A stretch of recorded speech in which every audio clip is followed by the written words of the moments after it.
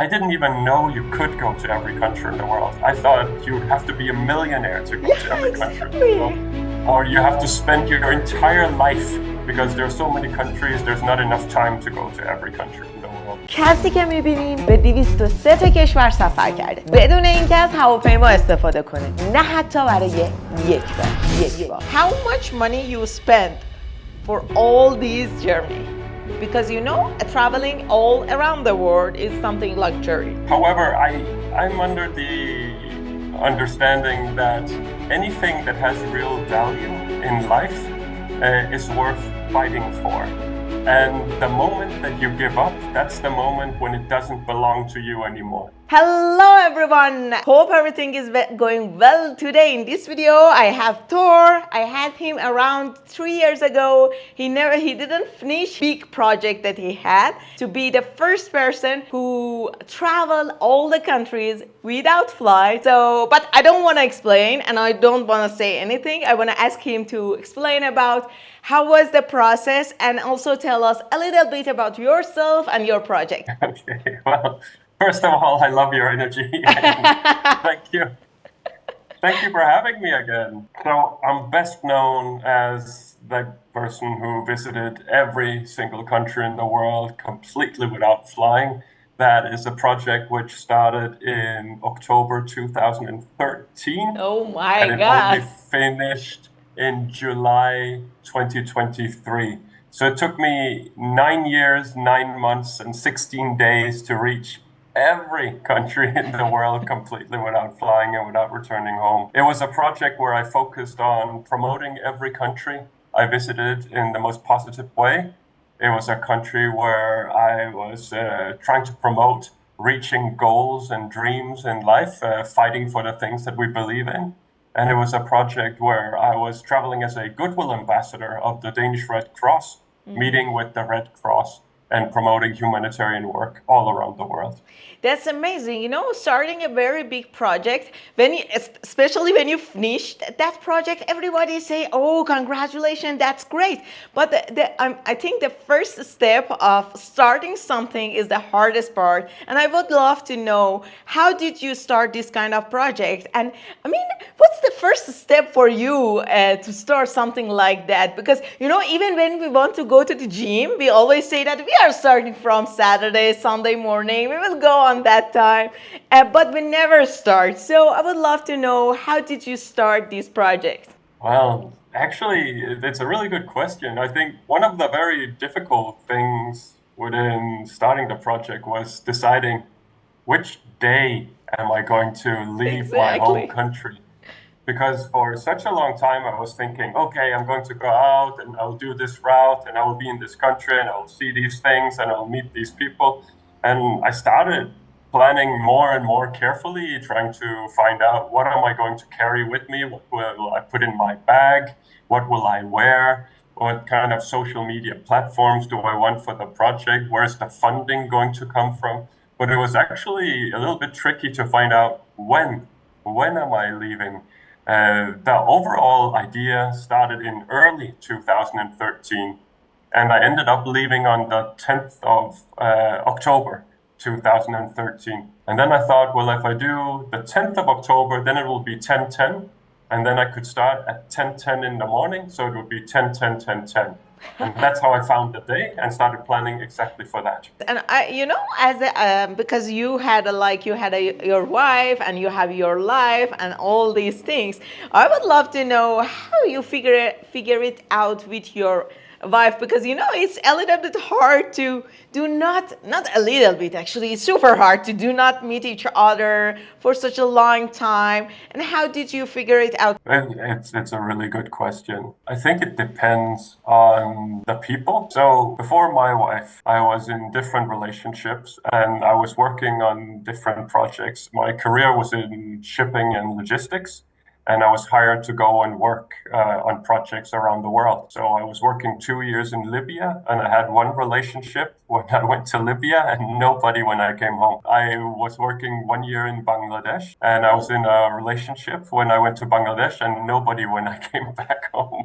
So I've had several long distance relationships that were not successful. And I met this wonderful woman. She's my wife today, right? But I met this woman in 2012, and we were together throughout most of 2013. And our relationship was growing, and we were having a good time, and we really care about each other. But also, I had this idea that I would go and travel every country in the world without flying. And I thought it would take 3.5, maybe 4 years, not almost 10 years, but 3.5, 4 years, which is also a long time. And I was talking to her and saying, what are we going to do? Say that I have had long distance relationships and none of them were successful. All of them failed. And some people say that if you're in a good relationship, then it shouldn't be work. Everything should be natural. And so I don't know if I believe that. I think always there's a little bit of work in a relationship, but if it's a long distance relationship, there's a lot of work.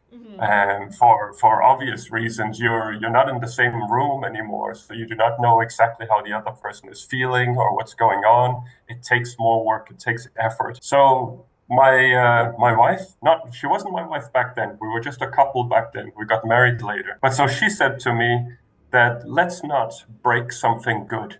If you have something good, you should try to preserve it. So I should start traveling. And then we stay together. She stays in Denmark, and I continue from one country to the next. And if it's good, then it continues.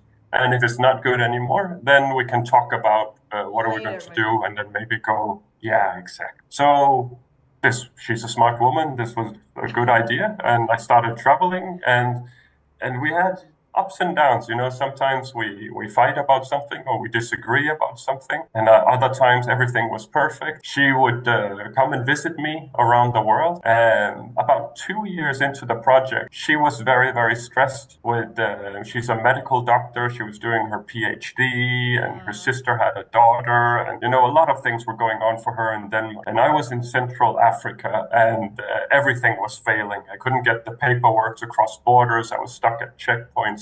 I didn't have the support I needed. I'd been traveling for 2 years. I was breaking apart. So we were both in very stressful positions and stressful times in our life. And communication was really, really bad. So very short messages, like I'm going to bed, okay, good night, good morning, like this. Nothing, no real conversation. So we started to drift away, further and further away from each other. And we ended up having a video call. So this was in 2015. So I went to an internet cafe in Cameroon. I didn't have it on my phone like we have today. So I went to an internet cafe in Cameroon, and we had a video call, and it was very serious. And we said, let's think about it during the day. And then in the evening, we will make a decision if we stay together or if we go different ways. So I was thinking about it throughout the day, and I decided this is the woman for me, that she's really, really important to me, and this is the woman I want to spend the rest of my life with. So I started thinking about good reasons why we should stay together, and I made a long list, and then I emailed her the list, and I said, let's talk tonight. And then in the evening, she was happy, and she said, okay, can you read the first one from the list? And I read the first one, and I said, okay, what do you mean about the second one? And then I did the second one. What do you mean about the third one? And she went the entire list, right? So then at that point, we decided that we had something valuable and we wanted to stay together, but how? How can we make it work? And we decided that we had to communicate better, that we had to be more honest about our emotions. Not how are you? I'm fine, everything is good, but also say, most things are good, but I'm not happy about this. And so conversations and communication has been very, very important to us. And then also spending more time together. So she would prioritize finding time to come and visit me somewhere in the world. And I would prioritize when she was visiting that I push all my work aside and I'm just focusing on having quality time with her. So I think those are some of the elements that have been important to us. And then certainly trust. So I cannot know for sure. You cannot know for sure about anyone on this planet. But in my heart, I feel I can trust her. And I know that she can trust me. So this goes two ways. So trust, communication, and spending quality time. I think this is what made it work. That's nice. I think the quality time is super, super important during your communication, because, when you have many couples that we have, even they don't go for a travel, they are together, but they don't have a very qualified time. They come and see each other, hello, how are you, what's up, and that's it. Okay, go to sleep again tomorrow, going to the work and this kind of stuff. And I think this is the main reason that in my generation, I don't know about all the world, but even in my country, people do not start getting married or this kind of stuff, because we don't have any special time for together, and also we don't know how to conversation with each other, because the main thing that you mentioned is that you always talk with each other about the problems that you had during your relationship. Yeah. And that's a good point. And also, I would love to ask you about when we want to start something. How this idea come up in your mind to, okay, I want to go in a world without flight? Because, it's not an idea that, okay, I just watch a TV and say, okay, tomorrow I want to go all around the world without flight. So I think the first part, like how do I get the idea and why do I do it, is a two-component answer. So first of all, it relates to who am I, or who was I in 2013? Because most people, even if they get the idea, maybe they will not do it, right? Yeah, exactly. You have to have like a special mindset. And who was I in 2013? And to some degree still today, I was a person who was intrigued by adventure and exploration. I had the great fortune, as I mentioned earlier, I was working 2 years in Libya. When I wasn't working, I would spend all my time exploring Libya and going to different places and meeting people and learning about Libya. And when I was in Bangladesh, we were working hard in Bangladesh. Most of the time we were working. But if there was one day I wasn't working, then instead of resting, I would go out and I would see some more of Bangladesh and meet people and enjoy and taste some food and so on. So for me, exploration and discovery and, immersing myself in culture has all for many years had very high value. And I was the kind of person who was inspired by great adventurers. Yeah. So the first to go to the North Pole and the first to go to the South Pole and the first to go on top of Everest, and people who were traveling, following the biggest rivers in the world and going into deep, dark jungles. And all of these stories intrigued me and had my interest. And for the most part, even today, I feel that I was born too late. I should have been born 100 years ago. That would have been my time, and I could go out and explore and do something that nobody had ever done before. So in 2013, my father, he sent me an email. And there was a link, and I followed the link, and I was reading about extreme travelers. And these were people who had gone to every country in the world. And I didn't even know you could go to every country in the world. I thought you'd have to be a millionaire to go to every country in the world. Or you have to spend your entire life, because there are so many countries, there's not enough time to go to every country in the world. But in this article, I was reading about young people who had found ways to do it on very, very small budgets, and some young people had gone to every country in the world in just 4 years or 5 years, and like this. And I was amazed that this was possible. And then I found out that nobody had gone to every country completely without flying. And this was, this was like a cloudy day, and then the sun was shining on my face. And I felt, wow, I found something. I found something that nobody has done before in a world where everything has already been done. So I was sucked in from the beginning. But at the same time, I was 34 years old. And all my friends had one child. Some had 2 children already. Everybody had a career and were paying their pension. And I had a career, and I just met this wonderful woman. So, I thought maybe it's not the right time to go and do a crazy project like this. I was worried. But then I thought, someday I will be 44. And then I will look back and say, I should have done it when I was 34. Right? In the same way that when I was 34, I was thinking, oh, maybe if I was 24, I could do it, but not when I'm 34. So I was thinking, when I'm 44, I will say the same about 34. So maybe this is the right time to go and do it.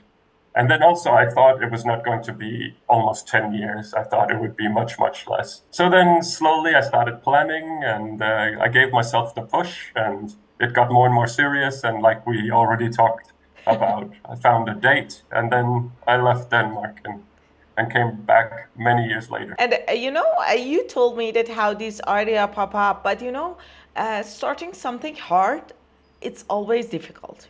And as a human, we always love to be like in a very not a stressful situation. When we go on a stress, we always say, oh, why this happened to me? Why always me? Or something like that. But as a person, putting ourselves in a hard situation or doing crazy things only because to be the first person? I don't know if I have a good answer. No, so when in 2013, I started because I wanted to be the first person to do something. I wanted to put my name in history. Also, I wanted a great adventure. I wanted to meet people and see things and taste food and hear sounds and smell things. I wanted to go out and explore and discover. But it became very, very hard, much more hard than I thought it was going to be. Pretty much impossible at several points.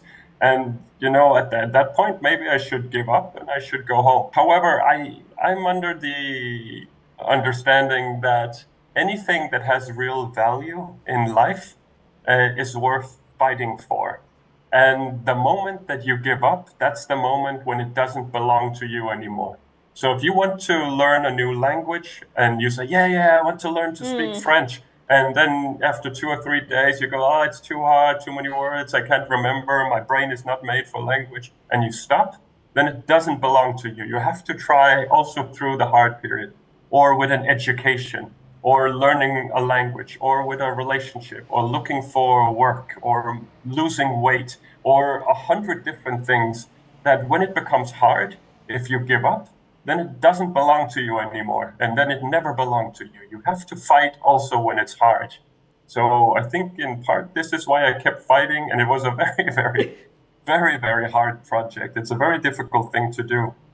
But I kept fighting, and today I'm very proud that I crossed the finish line. I don't know if it makes sense, but no, it makes sense. For me, well, I don't know if it makes sense to go to every country in the world without flying, because I don't know if it makes sense.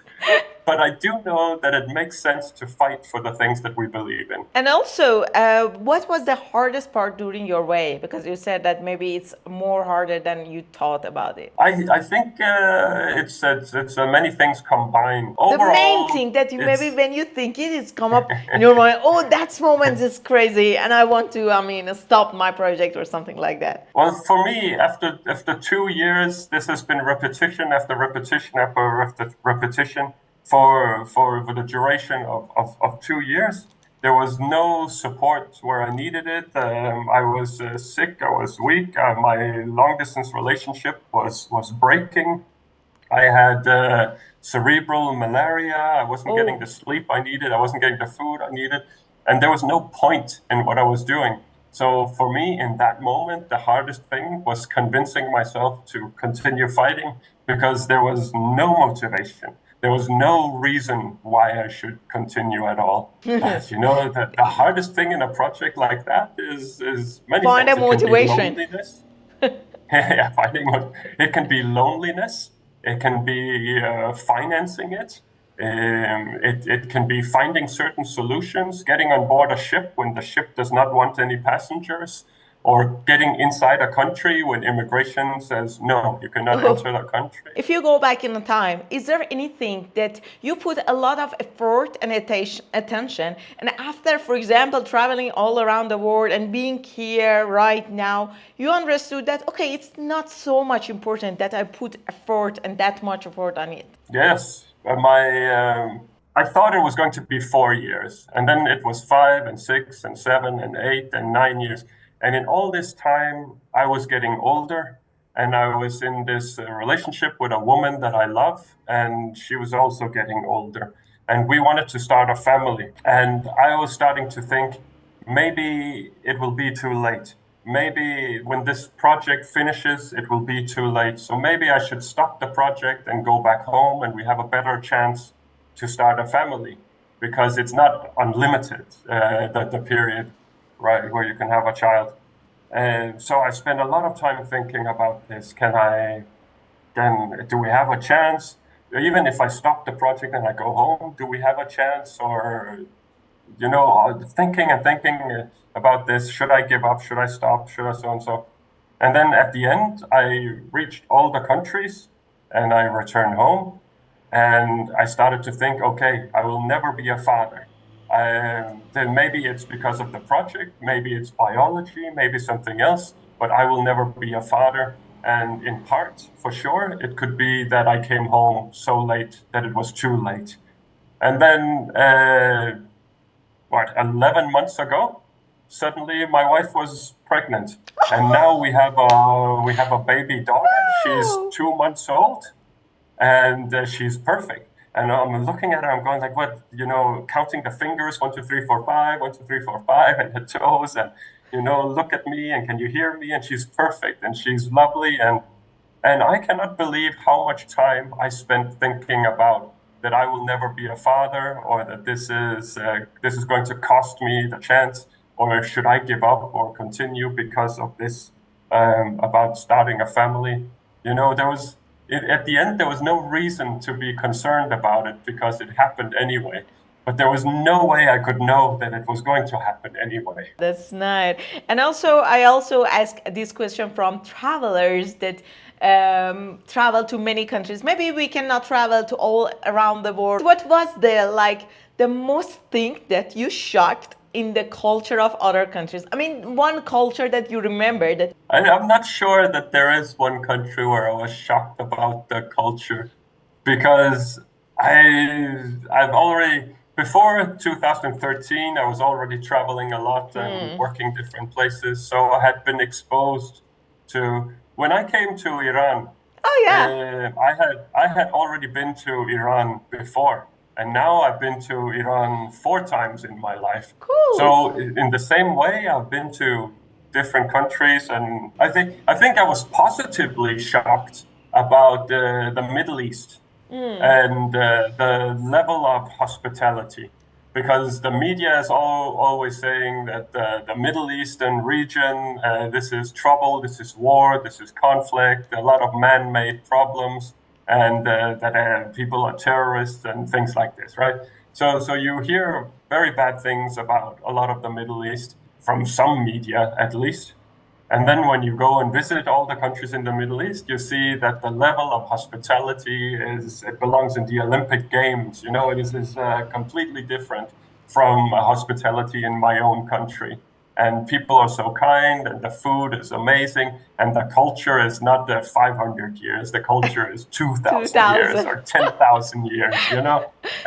So it's a very rich part of the world, and I knew this a little bit, but then after going through all the countries in the Middle East, it was mind-blowing that the level of hospitality was on such a high level. Yeah, everybody who traveled to the Middle East countries, even Iran, that always on the media in a bad way, they always say that, okay, no, these countries are super hospitality and distance from the people and also politics. So everybody is shocked with that kind of things. And as a person who traveled all around the world without flight, do you have any kind of regret in your life? Well, I think the answer to that is no, because everything that happened in my life, all the bad decisions that I made, all the mistakes I made, all the people who disappointed me, and all the negative things, is also a part of who I am today, and is also a part of how I got to be where I am today and what is ahead of me for the rest of my life. So, it's possible to sit and point at something and say, I don't want that, I don't want this, but in the big picture of all of it, you have to remember that if the bad things did not happen, then you wouldn't be the person you are, and you wouldn't have the opportunity you have, and you maybe wouldn't have the friends that you have or the relationships to people that you have. So I think in terms of regret, no. No. I look back, the project took so much longer than I thought it would. And sometimes I wonder, did it take too much of my life and so? But then I remember I'm 46 years old now. So maybe I'm halfway in my life. And I can look back at my life and say, I did something with my life. People can live their lives in many different ways, but I really feel I accomplished something in my life. And now I have a family and I have opportunities and friends and all of this. So why should I have any regret? Yeah, I agree. Why should you did something very important, and your name would be on a history for everyone, and maybe you are be for a 20 minutes.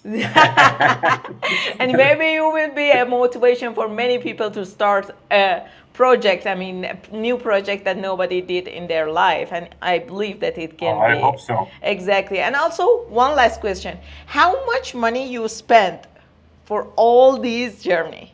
Because traveling all around the world is something luxury. The two things that keep people from doing a lot of stuff is the two excuses for sure is I do not have time, I do not have money. Right? Time, money. Sometimes it's both. So I found that some travelers can find a way to travel on almost no money whatsoever. They meet a lot of people, and people help them with food, and they sleep on the street, or they sleep in a tent, or people help them with a place to sleep, and maybe they're walking or they're on a bicycle. So some people can travel on almost nothing. For me, I calculated that an average of $20 should be okay for the entire journey as an average. So when you're in Europe, $20 is not really enough. But if you're in West Africa or in South America, $20 can be enough. My budget covered 4 elements. So there was transportation, accommodation, meals, and visas. The transportation, accommodation, and meals, this is something that you can bring the cost down in different ways. The visas, you have to pay the full price. There's no negotiating the price for a visa.